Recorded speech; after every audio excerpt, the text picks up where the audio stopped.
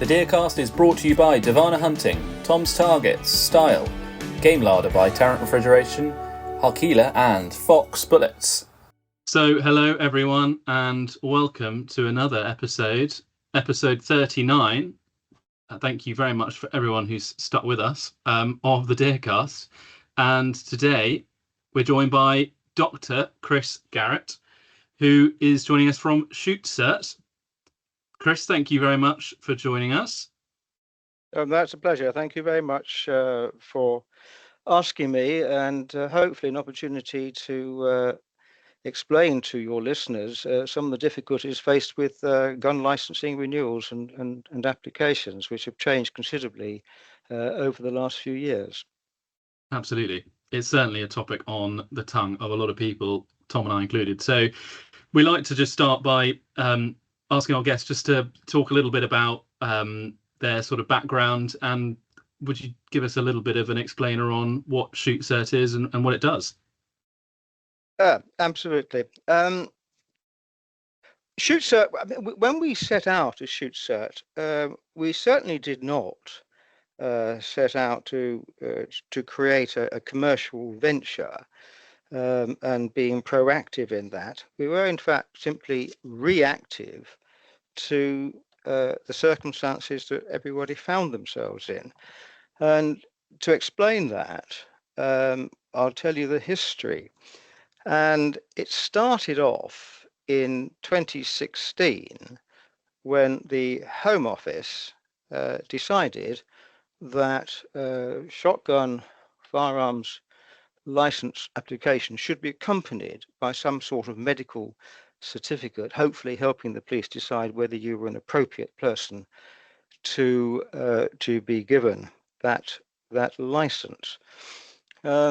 Unfortunately, the way that it was rolled out was very much not done particularly well.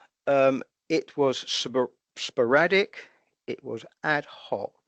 And if you think about it, there are in fact 43 police regions in this country, and therefore there were 43 different interpretations of the recommendations which the Home Office came out with. And it wasn't helped by the fact that the British Medical Association, which are basically the doctors' trade union, almost immediately reneging on any agreement that they would have anything to do with this. And so you had two problems. One, 43 different interpretations by the police. Some wanted a medical certificate for nothing. They didn't want them at all. Some wanted them just for renewals. Some wanted them just for the first time grants, some for both, some for neither. It was very inconsistent. But the big problem was that those police forces who said, yes, we do need a medical certificate from your GP to accompany your application. If your GP says, no, I'm not interested in that, I'm too busy, I'm a conscientious objector, and the BMA have given us plenty of letters, template letters, explaining to you why I don't have to do this. And that really left all applicants pretty high and dry, because the police wanted a medical certificate, your GP wouldn't give it to you, and your application just simply stalled. So many applicants therefore turned to British Association of Shooting Conservation, BASC, and BASC has 150,000 shooting members. And they said, look, this is the problem. Do you have a solution? And they said, well, no. And they scratched their head. And eventually, in an attempt to get a solution, they wrote to all of their members, not an email, but a letter, to all members who had doctor in front of their name, and saying, if you're not a medical doctor, please throw this in the bin. If you are, would you like to come on to a BASC medical panel, which we're creating, to independently provide certificates when an applicant's GP does not want to engage in the process? And I got I got one of these letters. It was it sat on my desk for a couple of months, I must admit, and it was about the time of beginning of COVID. And I kept looking at it, and in the end, I said, yes, I'll do that. So I joined this panel, and there in the end there were 28 people on the panel up and down the country, and we provided independently certificates when BASC they inquired from BASC, could they help? So they referred to us. Now, obviously, we had to get the medical records from the GP, which was, to begin with, pretty much an uphill struggle, and we might come on to that a bit later.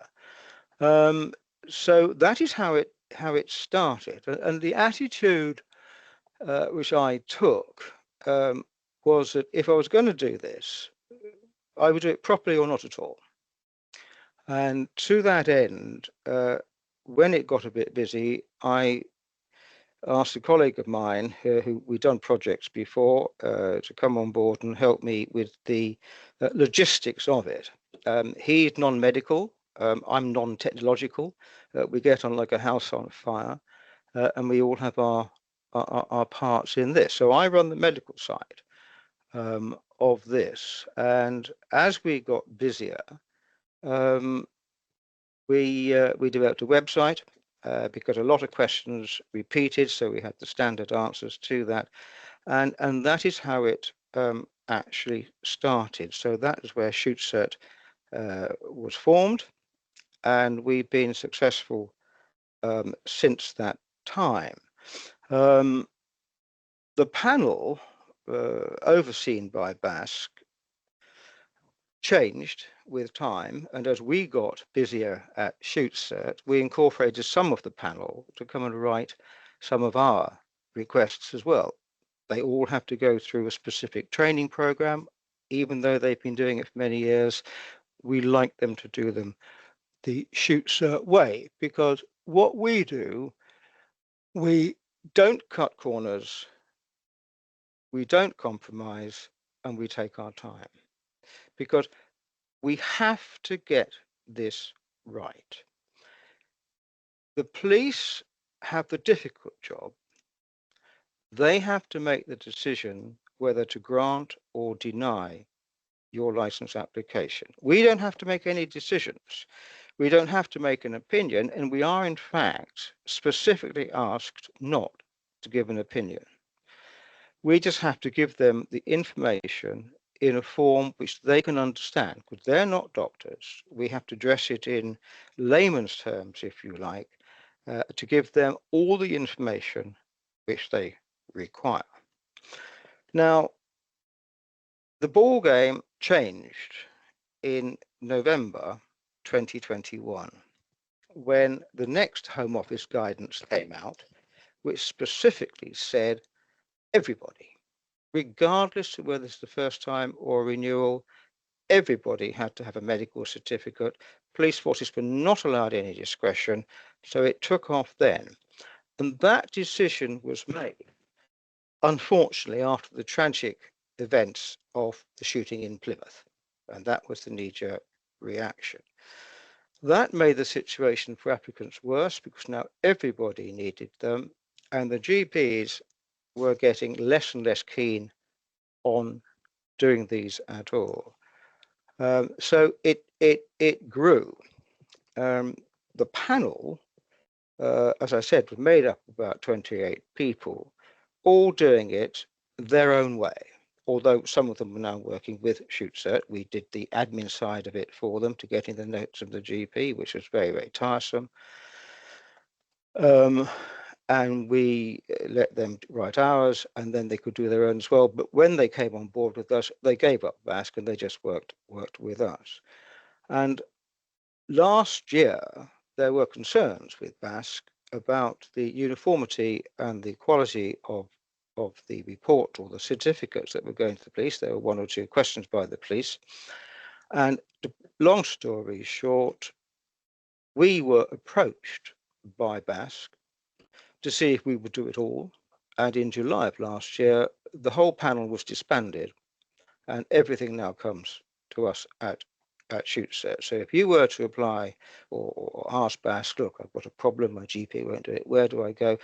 They have a one-stop shop, they send it to us, and we have systems in place of audit, quality control.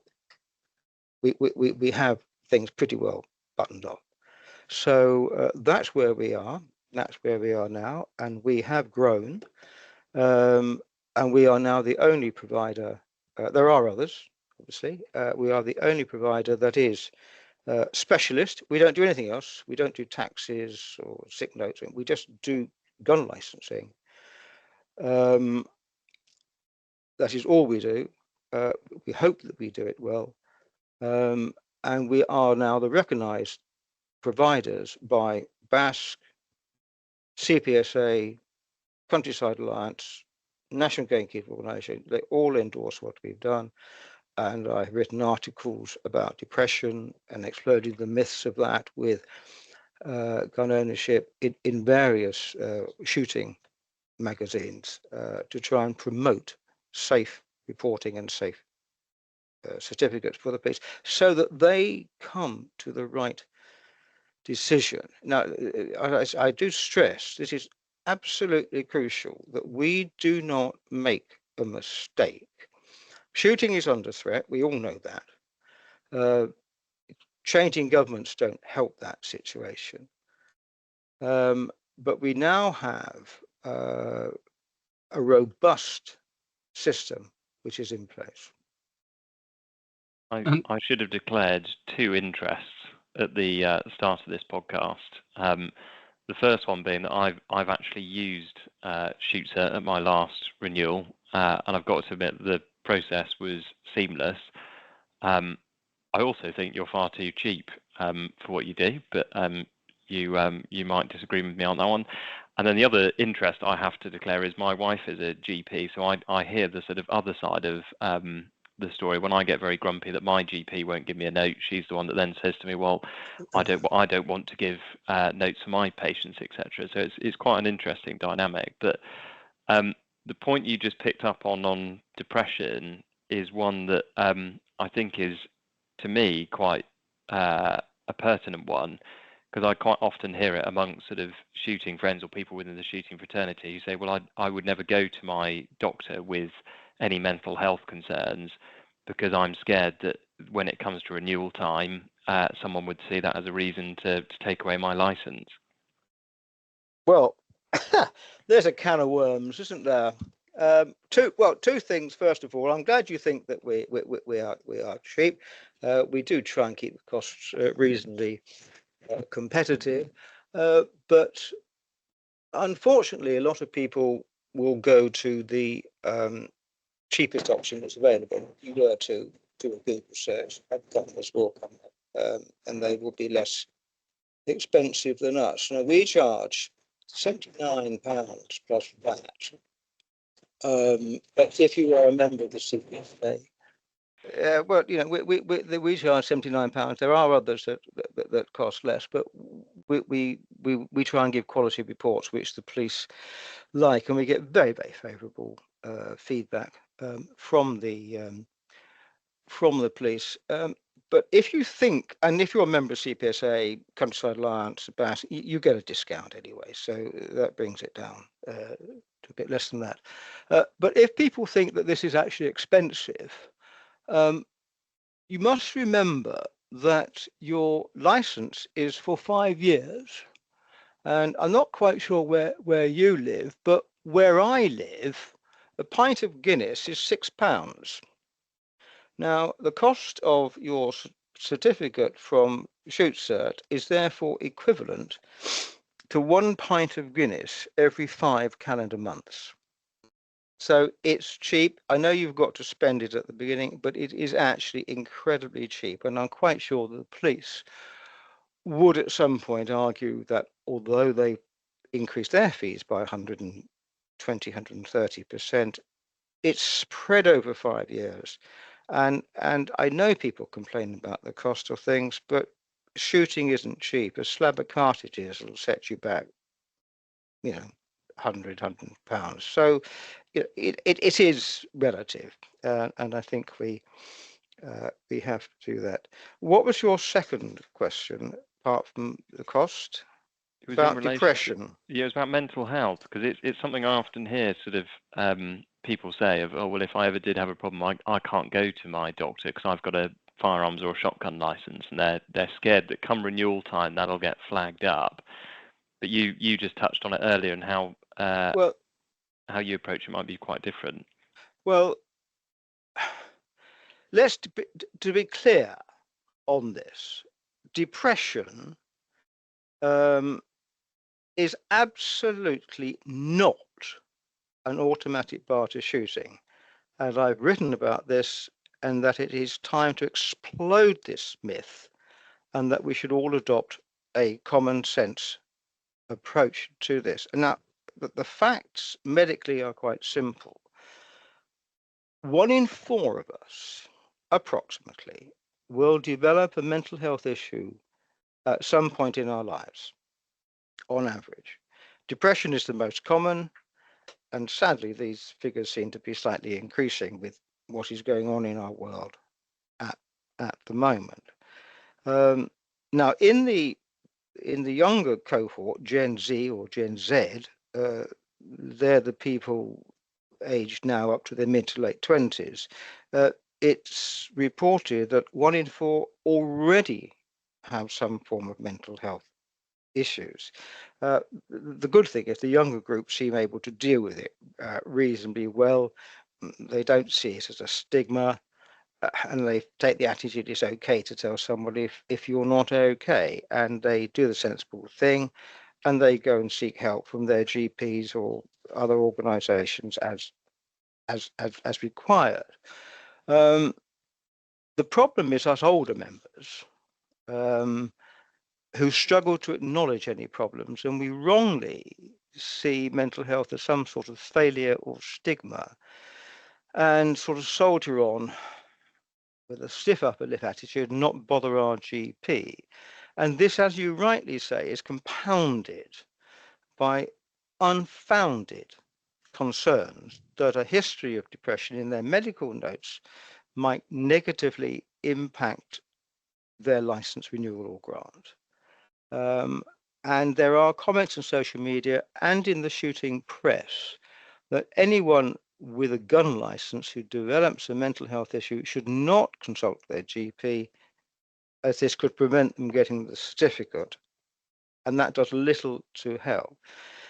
What it does is the exact opposite, and crucially prevents some from seeking the medical help that they need at exactly the time that they need it.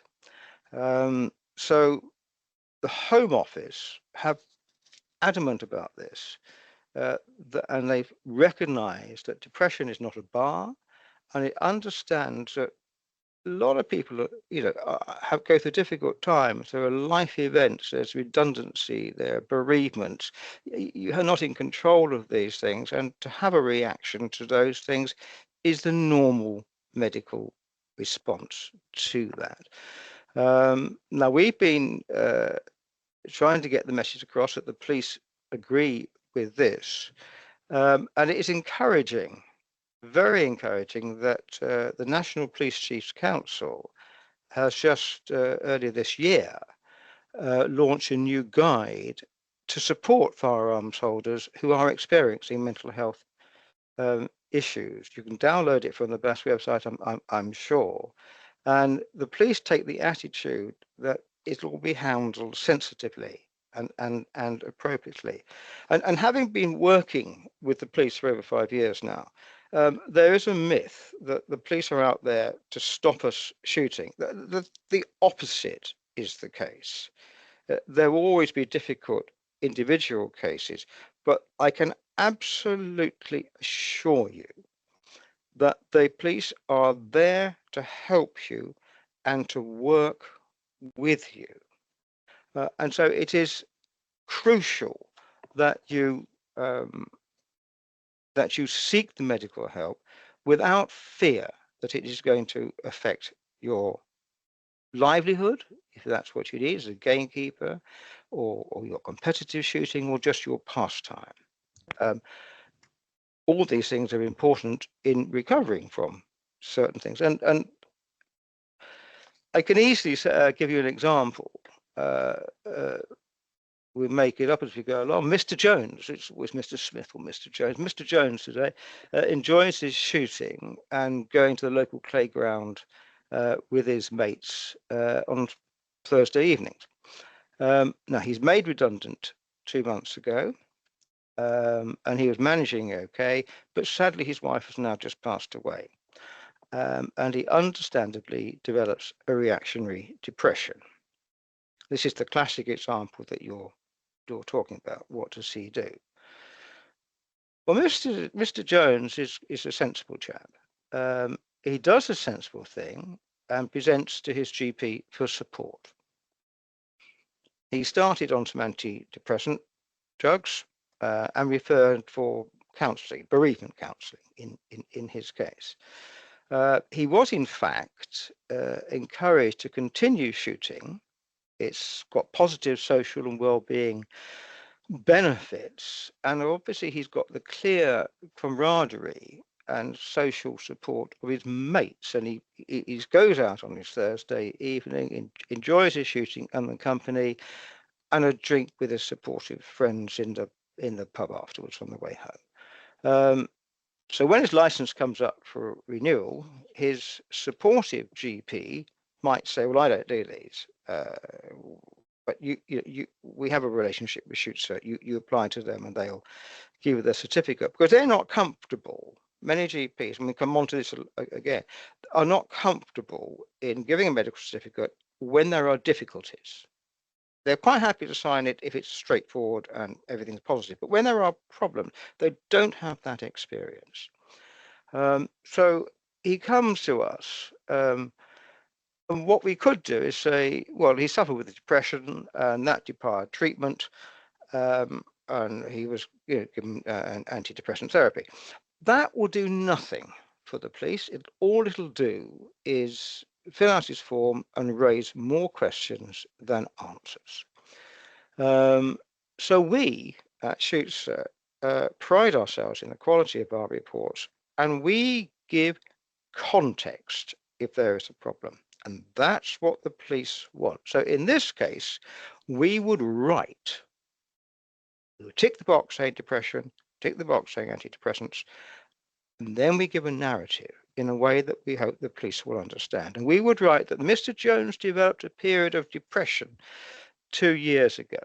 The clear catalyst was an unfortunate redundancy compounded by a bereavement reaction when his wife passed away.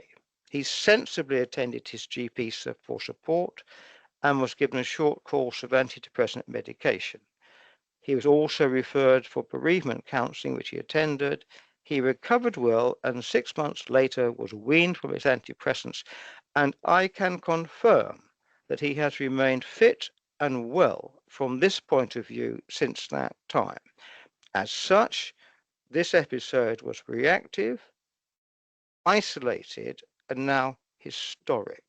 Now, when the police get this certificate, they're going to look at that, and they'll look favourably on this. Why would they not? So it's there, and his renewal will go through as a routine. Yep. Now, that's a sensible way of Mr. Jones dealing with his depression. He's not taken note of. Well, let's look at another example. If let's say Mr. Jones takes a different attitude, he's got the same problem. He's been made redundant, and his wife has now died. He's conscious that his shotgun license is up for renewal the following year. And he takes advice on social media, as you suggested, that this would look unfavorably in his application. He decides not to attend his GP for support, but to soldier on as best he can. His depression got worse, but he refuses to seek help. Now, when he asks for a medical certificate, either from his GP or GP to us here at Shootsert, there's nothing in his medical records to indicate he's had any difficulty, because he hasn't reported to his GP, he hasn't attended his GP. So there's nothing in his notes that we can say. However, we will all know that he is not in a good place, is now worse, clinically depressed, and this is continuing to get worse, and he's not in a good place. Now, attention wouldn't be drawn to this, and it's quite clear to see which of these approaches is the one that's best. And if you think that the police will cancel, revoke your license because you have a bout of reactionary depression, please think again. This is not the case, because the most important thing to do is to seek medical help, and that's much more important than your pastime or anything else. You must seek help, and if you do that, you've actually taken the first steps to getting better, rather than just getting worse and digging that hole deeper and deeper. And the police will look favourably upon this. I promise you that. So if your listeners or our listeners take no message home at all, please take this one. If you have problems, seek medical help. In the long term, that's the answer, and it will not impact on your shooting. There will be exceptions to every rule. If you try to commit suicide, that puts it, a more serious, obviously. But 99% of the time, the police will look highly favourably upon this. And the most important thing, you've sought help, and you are getting better. It's really encouraging to hear that.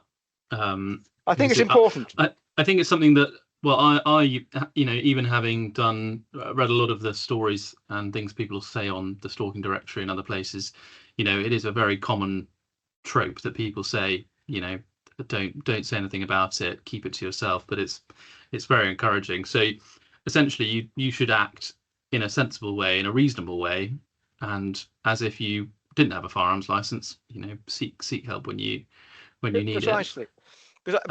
And it is incredibly encouraging that the National Police Chiefs Council have come out this year and confirmed that, from their point of view, that this is correct. And our job has been to explode the myth that seeking help is going to give you problems with your licensing. It is not. And is there any point in that journey that Mr. Jones was on, or perhaps a more serious case of a Mr. Jones out there, where it would be best for him to be proactive in actually declaring any of this to the police, whether that's required or not? I don't know. Is that ever the case in a sort of similar circumstance? Well, yes, there are. I mean, what we all have to remember, that the grant of a license or a renewal by the police is based on trust and confidence that you will be the safe gun for the duration of your license, which is 5 years. Now, if you do tell the police, and you should tell the police, your GP may well not bother. They may not have a marker on your notes that you have a firearm anywhere, so there will be no requirement for them to do so. But if you tell the police that this is the case, they will say, well, look, carry on shooting. You've come to us. You've done the right thing. You've told us what's going on, and that should be fine. Now, if you do not tell the police, when you come to your renewal, this information is going to go to the police. It has to go to the police, because any failure, and this is come from the latest this year, August this year, the Home Office guidance for police, working on that gun ownership is a privilege and not a right. But any evidence of dishonesty, such as falsifying the application or withholding health details, may now explicitly disqualify you. So if you've had those things and you haven't told the police will find out at 5 years, and they go, well, hang on, you didn't tell us this. Whether you should tell them at the time legally is a grey area. The spirit of the law states that you should tell the police. The letter of the law is more ambiguous, and that's just where it is. So the police will find out eventually, and you may have a lot more difficulty renewing your license if you have not been honest and open. If you're honest and open, the police will say, what's wrong with this? This person's being honest and open to us. We have confidence in him. He's on some antidepressants. The GP is looking after him, and he should be encouraged to go out shooting on Thursday nights and having a pint in the Dog and Duck on the way home with his mates. Why not? Of course it is, because that's what friends and mates are for, to see you through the difficult times. And there is now so much evidence that shooting is good for people's mental well-being. It's the exercise that you're out there. It's the camaraderie that goes with it, and the support of your friends. And it's a less well-known fact, but loneliness is much less frequent in the shooting community than in the general public. So there's so much that is positive about continuing shooting. The police understand this. We're all working together on this, and I think the future is quite clear. If you want help, you seek it.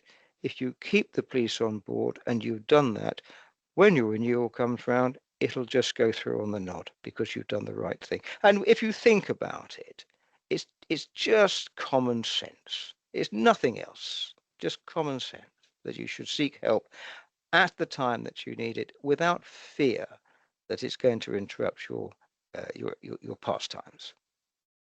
I feel like there's a hidden warning in there, in that if Home Office guidance came out in 2021, if you were the Mr. Jones in our last example that didn't seek help, well, 5 years is potentially up, end of this year, next year. If let's say you were last granted your license in 2021 before a doctor's note was required, your next renewal in 2026, let's say, because 5 years on, and then suddenly a doctor's note is required, if you have kept some of that quiet from the police, well, you're going to be in for an almighty shock when it does come round to renewal time, and suddenly that doctor's note comes out and says, well, actually, the not so sensible Mr. Jones. Why? Well, because is this the Mr. Jones that sought support, or kept it to himself? Kept it to himself from the police point of view, as in perhaps and his doctor's point of view. Well, the doctor can't write that he's got depression if he hasn't been to see the doctor with depression. No, I meant in terms of if he's been to see the doctor but hasn't told the police, and at his last renewal didn't say anything to the police, but because it was, and he didn't have to have a doctor's note because it was pre-Home Office guidance. But obviously now at next renewal, Home Office guidance are going to say we need a doctor's note. Doctor's note arrives on police officer's desk or firearms officer's desk, and he's going to say, well, hang on a minute, at your last renewal, you didn't tell me about this. So I feel like we're used to saying to people, actually, if you're in that camp, you might want to get slightly ahead of this. I think you want to get ahead of everything. In November 2021, it became the rule that everybody had to have a medical certificate. Before then, in most cases, you did not, or if you did, it's on a very ad hoc basis. So if in 2021 you apply for your renewal, anything that's happened before then has now to be informed, because that will be the first time that you have required a medical certificate. Now, the police under these, when this happens, require us to go back in your notes as far as is practically possible, ideally back to birth. That's not always technically possible, and I'll give you an example of that. And your entire relevant medical history will then be given to the police. They ask a series of nine questions: depression, stress reaction, PTSD, suicide, dementia, physical conditions, mental conditions, alcohol, drug abuse, personality disorders, and neurological diseases. So if any of those are relevant, then that report after November 2021 will have to go back and give all that information. That information is then, if you like, banked with the police. They've now got a précis of your medical history. Now, when it comes to your renewal in November 2026, by that time, the 5-year cycle has gone round once. Then everybody, not first-time grants, that's going to be always need a long history examination, but everybody renewals will have been through that system once. So we're then only going to have to look back at the last, if you like, 5 years. The intention is actually 10 years to give a crossover period of anything that's going on. So that's where that change comes in. If on the next one you don't declare anything in your application, because you, when you apply to the police, have to write down your own medical history, and that should dovetail in with what the GP or independent provider writes, and he only writes it from the GP notes, so it's the same. It is the same thing. We at Shootsert, I mean, we're not in competition with the GPs. If an applicant comes to us, we say, have you asked your GP first? Because that's who you should go to. Well, I'm not sure about that, but that is who you ought to go to first. And we will only step in if they either do not wish to provide this service or not engage in the process, or charge an exorbitant fee. And that's so we're not, because we want the GPs to be on side with us, because we need them to provide your medical records. So you are then sorry.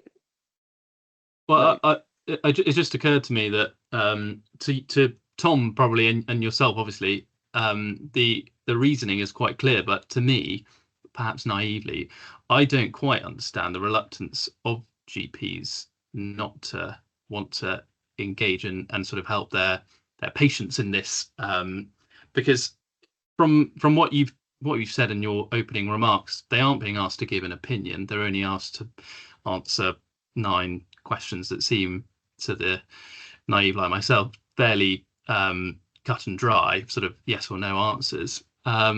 What is that? Where does that sort of mentality come from? Can I butt in before you answer that, Chris? Because my sort of real world example, how I ended up using you guys was I rang my local GP practice and said, I'm whatever it is, 12 weeks away from renewing my license, whatever it is, Thames Valley recommend you start the process. And I said, apparently I need a medical note from my GP. And my GP's practice said, we've never heard of that before. We've no idea what we're doing or how we do it. We'll have to get back to you. Well, yeah. 2 weeks went by. I rang them back up and said, look, I'm really sorry to chase, but no one's come back to me. They said, oh, well, can you put it in writing? So I did. Again, another 2 weeks went by, rang them back up, and they're like, well, we don't really know what to do. We're not really sure we've got time to deal with this. And I thought, well, look, time is rapidly marching on. I'm now a month in. I've not got anywhere. I've now got the fear that when I go back to Thames Valley with my renewal, they'll go, well, you left it too late. Let's have you put your guns in storage. So I contacted Basque, and they said, oh, forget that. Just go with Shootsert. It'll be really quick and easy. It'll cost this. And I did, and it was super simple and easy. So, I mean, that might be one reason why, but Chris will probably give us an insight as to why some other GPs perhaps don't do it either. The answer is quite simple, actually. The GPs don't feel confident to do it. many people don't understand the rules of gun license renewals. Sometimes the police don't understand it. Many applicants don't understand it, and GPs certainly don't understand it. And if you think about it, let's just do some quick maths. I jotted down some notes this afternoon. There are approximately 750,000 gun owners in this country. You can argue the toss. It's round about that when you add firearms to shotguns. So that's therefore, the renewal is every 5 years. That's 150,000 a year need a certificate. And there are 10,000 or slightly more GP practices in the country, which means that each practice will get about 10 to 15 applications a year. And if there are 5 GPs in the practice, that's 2 or 3 a year that they're going to do. So they don't do very many.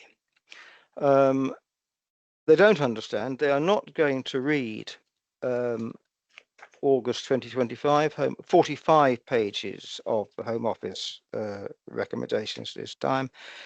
They're going to want not to bother with it. They're frightened that they give an opinion. Don't have to give an opinion, but they think that they do because they simply do not understand what is going on. And they are busy. If you look at the latest GMC news for doctors, came out this month, that slightly less than half of GPs are struggling with the workload, and 60% find it difficult to provide sufficient patient care every week. So they haven't got time. The BMA have given them plenty of reasons and the okay to not enter into this, and they're just not experienced in this. And if you're only doing 2 a year, it must be quite terrifying for them to actually do that. Now, here at Shootsert, we're doing in excess of 4,000 a year. Now, you actually get quite good at doing things if you do more and more of them, and you become more efficient and you know what you're doing. I've got now a panel of 12 doctors under me doing this. They've all been individually trained by me in the Shootsert way that we do that, and they're audited, dip tested. So their experience in doing it, and if they have any questions, they highlight that to us. We have a team meeting and we discuss it. I look at all the notes and we make the right decision. So our team have got experience backup to discuss cases. An individual GP doing 2 a year, no one to talk to, no one to give them any advice. It is quite easy to see that they don't want to do it, and they will vacillate, charge you £400, which forces you to go to the open market, if you like, to do this, and try and find a company that is accepted by the police and knows what they're doing and are specialists in this area. So I can understand why GPs don't want to do it, and some will be quite frightened about doing it. Chris, do you, again, because I'm conscious Harry's totally right, that I obviously know what the process is, having gone through it. You know what it is because you've designed and done the process. But let's say someone else finds themselves in my shoes, let's say next week, and for whatever reason their local GP won't provide them a note. What from start to finish is the process if they come to you as Shootsert? Oh, the process for us is, let's say they've come to us because the general practice advised that because the point is that the GP has the right not to engage in the process. And that's fine. That's fine. But what they can't then do is be obstructive to the process if a third-party specialist provider wants to do it. And to a large extent now, they are not. Some are, but we are educating them. We're trying to work with the general practice to do this. So you go to your GP, and very often they will say, we don't do this, but we have a relationship with Shootsert. They do that on our behalf. Go to them. Or they say, no, here are some places, or the police may say it. If you remember a BASC, you ask them, they will send them to you, send you to us, as would the CPSA and Countryside Alliance. So you will come to us that way, or you search the internet for, or ChatGPT or Copilot for, who are the best third-party providers for medical certificates for shotgun license applications, and you will get a name, and predominantly, hopefully, you will get to see us at Shootsert. And you simply apply to us online.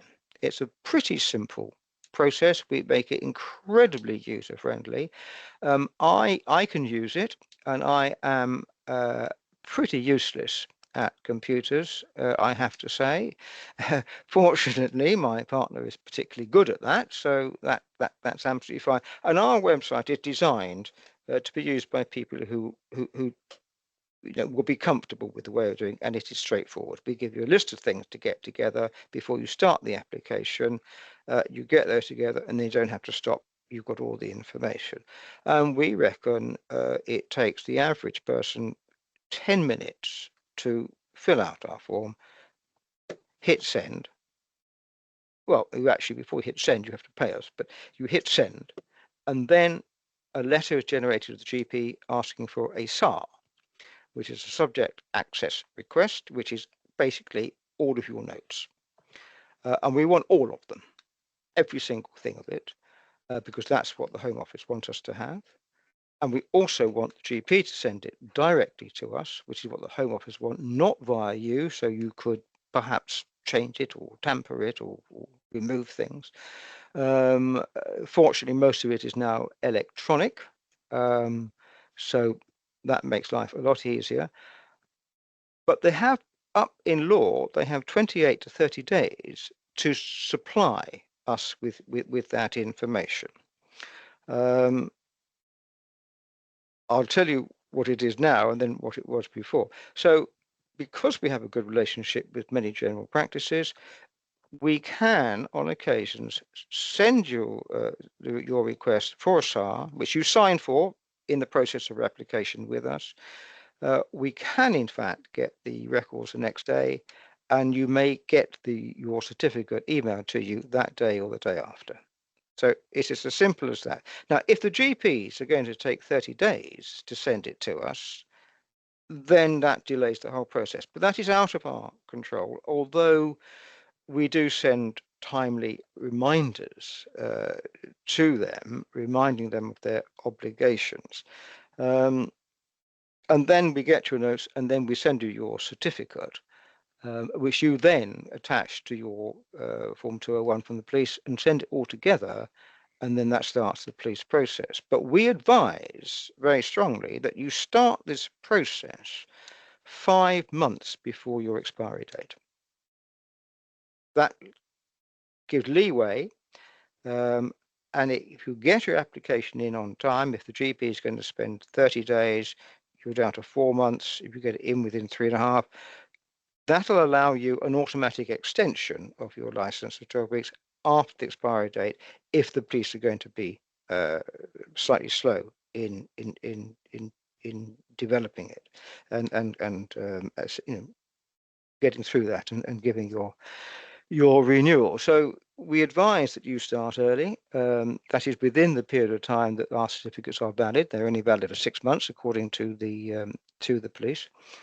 So that is how that process works. Once you apply, we do everything until we send you your certificate, and you are sent an email at every single stage of where we are. Contact the GP, we tell you we contacted them. When we get the notes, you are told we get the notes. If we send a reminder to the GP after 2 weeks, which we routinely do, you get an email to do that. So you know that there's not silence and you're wondering what's happening. You are kept abreast of the fact that we haven't just taken your payment and not doing anything, which are various complaints elsewhere, but things are happening, and we're introducing shortly a process whereby you can click in, you're given an access to a certain area of the company, and you can see how your application with us is progressing. So you know things are happening. But the message is apply 5 months before you expire.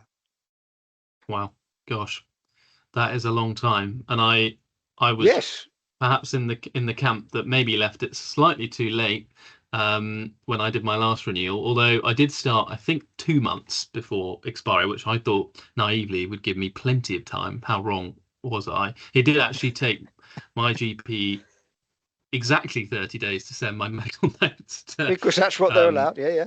what would be the sort of average time that it would take from clicking that submit button to Shootsert to getting your certificate back that you can then start the process with the police? Less than 30 days is our average. And the reason I can explain the reason for that. When all this, I mean, this may come as a shock to people, but for us to provide you with a certificate, we need your medical notes in their entirety. As soon as we've got those, we can turn it down. We say we can do it within 5 to 10 days. We do it within a couple of days. We prefer to under-promise and over-deliver because that stops complaints if it's the other way around. But if I could just talk you through the process when this all started, you fill out an application that generates a SAR request, subject access request, for us to get your notes, and they have 28 to 30 days in law to provide those with us. Now, this request goes to the practice manager. Now, the general public probably aren't too aware of what a practice manager is in general practice. It is actually what it says on the tin. And we effectively and amusingly refer to her as the Rottweiler. Now, you haven't come across a practice manager, but you've come across what we would call her litter sister, which is the GP receptionist. Now, if you were to take a certain view, the job of the GP receptionist is to prevent you from seeing the doctor. The sole purpose of the practice manager is to stop us getting sight of your medical records. And so we would ask for this, and they wouldn't, at the beginning, they wouldn't provide it. And we say, come on, we need this. And they say, but no, we're not doing this. And trying to get the medical records out of the GP was akin to getting blood out of a stone, which is why a lot of independent people gave up and gave up on the BAS panel. But we're happy to carry on if we did that side of things to them. Now, I wasn't the person really to speak to the general practice or the practice manager to get the notes, because it's a perfectly simple request. You've given us your permission. And the problem was that with every sinew of my body, I wanted to strangle the living daylights out of this person to get the notes which you require so I can process your application, which is what you want. Unfortunately, that attitude would simply make them dig their heels in and delay the process. So we have an admin office headed up by the delectable Julie, who, in this analogy, is a Jack Russell. And we send the Jack Russell in to the Rottweiler to get the notes. Now, I don't know if you've ever seen a battle between a Jack Russell and a Rottweiler, but my money's on the Jack Russell, okay? They're very tenacious and they don't give up. And we did try with them to say, look, we try to woo GP and get them on side and work with them rather than working against them. We're providing the service for their patients, which they don't want to do. So help us to do that, and everybody gets what is required. So we would send the first email in saying, can we have the notes? And after a few weeks, they say no. So we would then send another email in, and eventually they will send us a brief summary of your medical records, which is not what we want. So another movement of emails, and then we get more notes, but heavily redacted. And then we say, well, that's no good.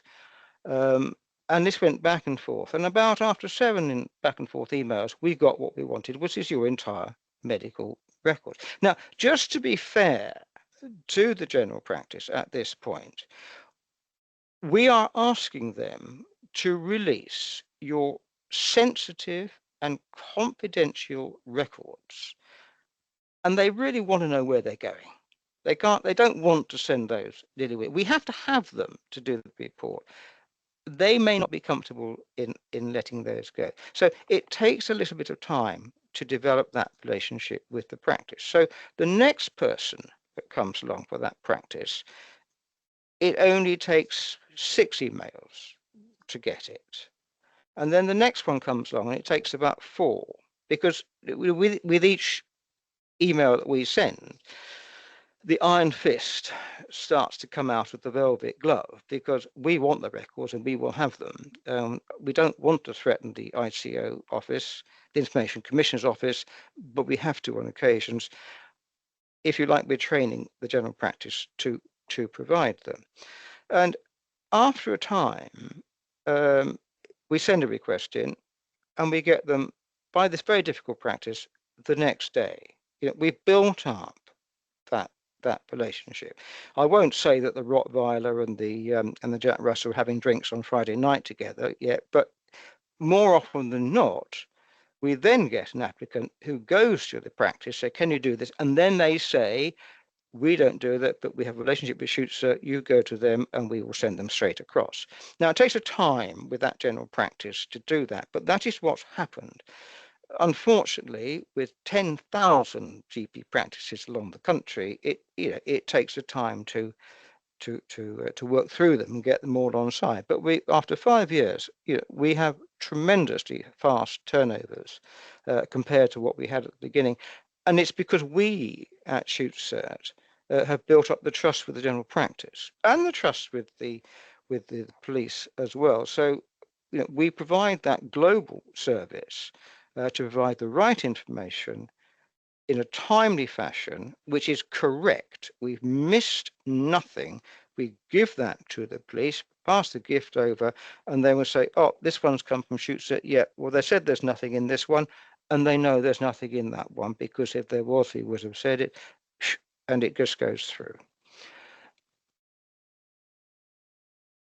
If that helps, give you that analogy as to how that works. I mean, it takes time to develop those relationships, both with the police and with the general practice. But with persistence, we've got there, and we have good relationships with all of those people, which is to everybody's benefit. And I can speak to the efficiency of Julie, because I think she was the one that was communicating with me on my renewal and getting my great. paperwork out. It was all a very seamless process. Chris, that has been super interesting. Thank you very much. I'd love to continue quizzing you on more and more of the kind of licensing process, and also your sort of side of it. But I'm conscious we've taken up a good hour or so of your time, and you've been very generous with your time, and I know you're a busy man. Not at all. I mean, I think that it's really, really important to get some of this information across to our shooting community, because I'm quite certain that half of them would have been ignorant of how this whole process worked, and because it's never really been properly explained to them. So it's education from that point of view, and we're more than happy to come back and do another cast another time if that would be helpful for you. Be careful what you offer, Chris, because we'll definitely take you. Be careful what you wish for. Be careful what you wish for. Yes. No, we're more than happy to do that, because I think education is very important, and I think if people don't understand what's going on, then they can get irritated. If they do understand how something works, then they will understand if there are delays. They will see what the two sides of it are. And also, they'll start to trust us and trust going to the GP if they have a problem. And as I said at the beginning, if they only take one message away from this, if you're having difficulties, see your GP for that help. If your GP won't, then, or doesn't provide this service, then please come to us and we can sort that out for you. What a poignant note to leave it on. Thank you very much, Chris. Thank you for your time. You're welcome. Thank you. Cheers. Bye-bye now.